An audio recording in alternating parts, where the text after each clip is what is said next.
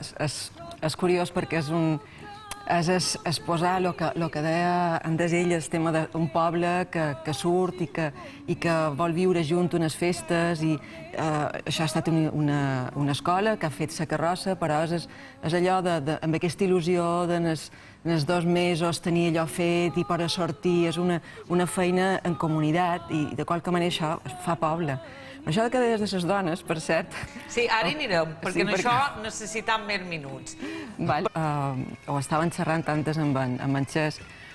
Clar, la tradició, manco manacó, dels dimonis, era un poc fer encalçar les dones, aixecar-los la falda, pegar-los pessigades. Això és el que està dins la tradició. Òbviament, això ara mateix és políticament absolutament incorrecte.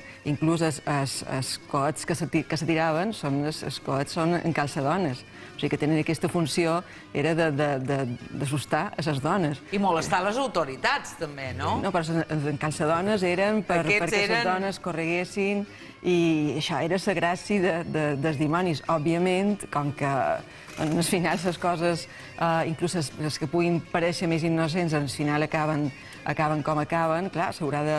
No sé si s'ha pres qualque mesura contra això, que era una tradició a Manacor, ho ignoro absolutament, però només ho pots damunt la taula, de quina manera el que és una tradició en un moment donat... És una aberració en un altre moment donat. Efectivament, sí. Moltes vegades no.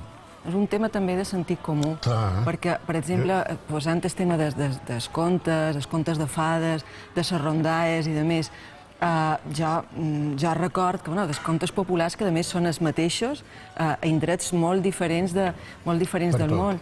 Però, per exemple, tots aquests contes, la caseta de xocolata i de més, que venen d'aquesta tradició d'un moment que quan hi havia fam els pares abandonaven els fills i perquè no els podien alimentar. Tu, quan tu contes als teus fills, ja els modifiques, perquè jo no els hi puc contar que és que hi havia pares que per molt que els estimassin, perquè clar, quan els tornaven a rebre, els estimaven, però els havien d'abandonar. Llavors tu ja fas les teves modificacions. Aquesta és una qüestió de sentit comú.